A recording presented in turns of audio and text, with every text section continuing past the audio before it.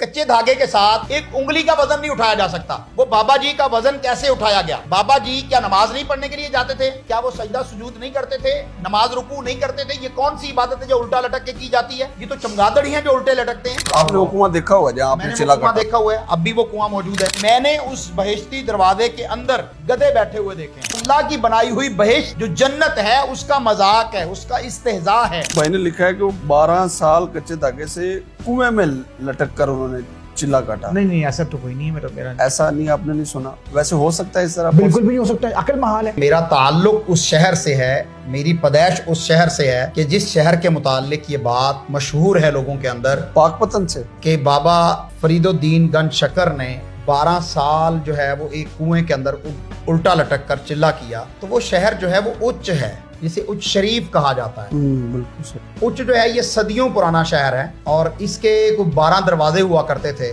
जिसका एक दरवाजा बहावलपुर के मुल्तान के पास था। तो ये एक बहुत बड़ी राजधानी थी। यहाँ पर मोहम्मद इब्न कासिम रहमतुल्लाह ताला अलैह वो तशरीफ लाए और उन्होंने ये शहर फतह किया। जब उन्होंने सिंध पर बाबू सलाम का वो सारा, उन्होंने यहाँ पर ये उच्च जो है उन्होंने फतह किया। और इस उच्च शहर में आज भी मोहम्मद बिन कासिम रहमतुल्लाह ताला अलैह की एक मस्जिद मौजूद है। मेरी पैदाइश उसी शहर की है और उस मोहम्मद बिन कासिम की मस्जिद के बिल्कुल साथ एक कुआं है। जब मैंने बचपन में उसको देखा, मैं उसी शहर में पढ़ा हूँ, उसी में बड़ा आपने वो कुआं देखा हुआ जहाँ आपने चिल्ला काटा? देखा हुआ है, अब भी वो कुआं मौजूद है। तो उस कुएं के ऊपर एक नीम के दरख्त की जो है वो टहनी, नीम का दरख्त जो है वो उसके ऊपर हुआ करता था। जबकि अभी मैं 2 साल पहले गया हूँ तो वो दरख्त वहां से हटा चुके हैं, खत्म कर दिया गया है। बिल्कुल सही। तो उस कुएं के मुतालिक मारूफ और मशहूर ये है कि बाबा जी यहाँ पर 12 साल जो है वो उल्टे लटके रहे और उन्होंने यहाँ पर चिल्ला किया। पहली तो बात यह है कि ऐसा दीन इस्लाम नहीं हो सकता, किताब और सुन्नत से इसका कोई सबूत नहीं है। और रही बात चिल्ले की, तो चिल्ले का तस्वर भी किताब और सुन्नत में नहीं है, सूफिया में मौजूद है, तसव्वुफ की किताबों में चिल्ला मौजूद है। और वो लोग के जो अमलियात करते हैं वो जो है वो चिल्ले काटते हैं और उनमें शैतानी कुव्वतों से, ताकतों से जो है वो ताकत हासिल करते हैं। जबकि किताब और सुन्नत में इसका कोई तस्वर ऐसा नहीं है चिल्ले का। अगली बात ये रही कि बाबा फरीदुद्दीन गंज शकर रहमतुल्लाह अलैह अल्लाह के नेक बंदे थे। क्या उन्होंने खिलाफे शरीयत, खिलाफे इस्लाम कोई काम किया होगा? मैं तो तसव्वुर नहीं कर सकता। मैं तो ये समझता हूँ कि अल्लाह का वली जो होता है वो किताब और सुन्नत पर चलने वाला होता है, किताब और सुन्नत की तालीम देने वाला होता है। अगर आप कशफुल महजूब हजरत अली हजवेरी साहब की पढ़ के देखें तो उसमें वो लिखते हैं कशफुल महजूब के अंदर कि अगर कोई शख्स पानी पर चल रहा हो, उसके मुंह से आग निकल रही हो, तो वलीउल्लाह नहीं हो सकता, वो करतब करने वाला शख्स हो सकता। क्या बात। वलीउल्लाह तो वो होगा जो शरीयत पर चलेगा, शरीयत इस्लामिया पर चलेगा, अल्लाह अल्लाह करेगा और अल्लाह अल्लाह करवाएगा। याद अल्लाह, वो अल्लाह का जिक्र करेगा और अल्लाह की तरफ लोगों को बुलाएगा, ना कि वो इस तरह के करतब जो आपके साधु भी करते हैं, माधु भी करते हैं।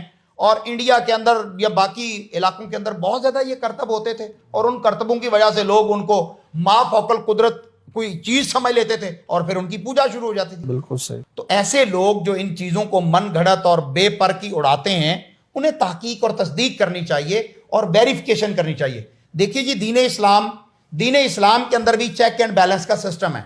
मुफ्ती साहब मेरी इस बात से इत्तेफाक करेंगे कि जब हमारे पास कोई हदीस पहुंचती है तो उसकी भी वेरिफिकेशन का पूरा एक सिस्टम है कि क्या ये नबी करीम सल्लल्लाहु अलैहि वसल्लम की बात है भी कि नहीं है। बिल्कुल सही।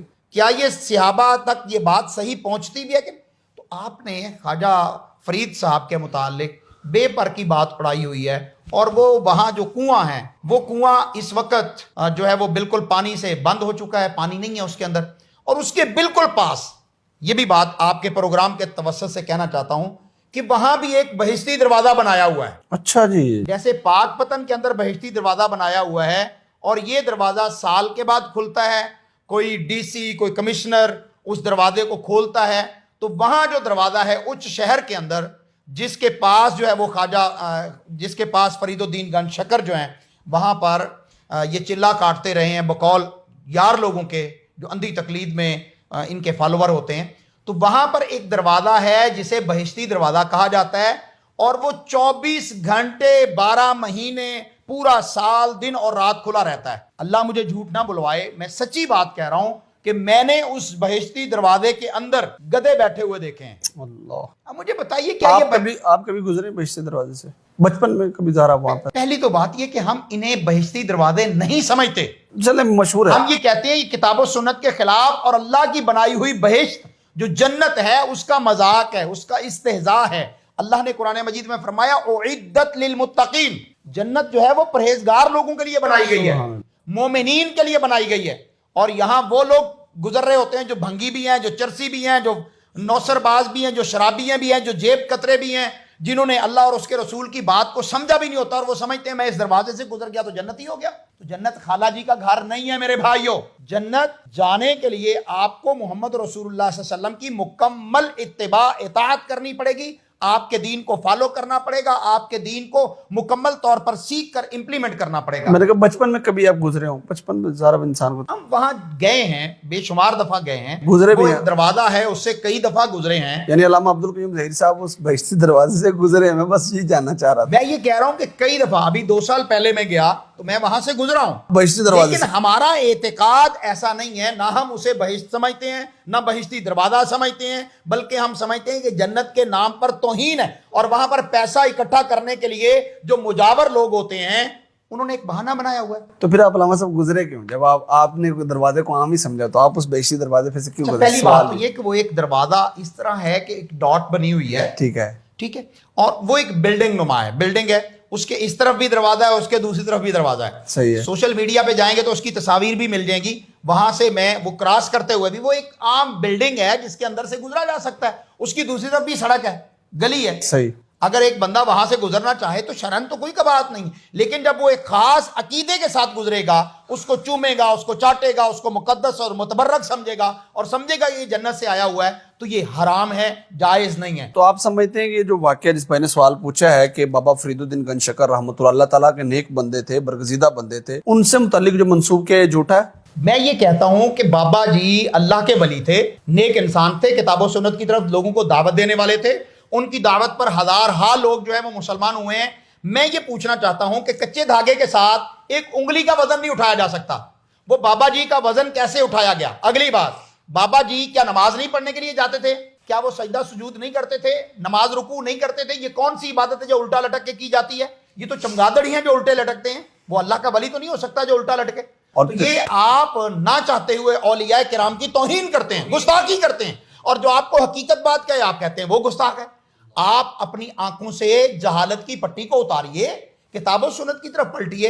آپ بابا فرید الدین گنج شکر کی کتب کو تو پڑھ کے دیکھیے, آپ ان کی تعلیمات کو تو دیکھیے, میرے پاس ان کی کتب موجود ہیں. سبحان اللہ. بابا فرید الدین گنج شکر رحمۃ بابا اللہ فرید الدین گنج شکر رحمہ اللہ کی کتب موجود ہیں, ماشاء اللہ. علی حجویری کی کتب میرے پاس موجود ہے, ماشاء اللہ. میرے پاس پیر جماعت علی شاہ صاحب کی کتب موجود ہے, میرے پاس جو ہے وہ گولڈا سرکار کی کتب موجود ہیں, ٹھیک ہے, میرے پاس جو پیران پیر دستگیر جنہیں آپ کہتے ہیں ان کی کتب اوریجنل کتب موجود ہیں, یعنی اس میں کوئی ایسی پیر عبد القادر جیلانی رحمت اللہ تعالی علیہ.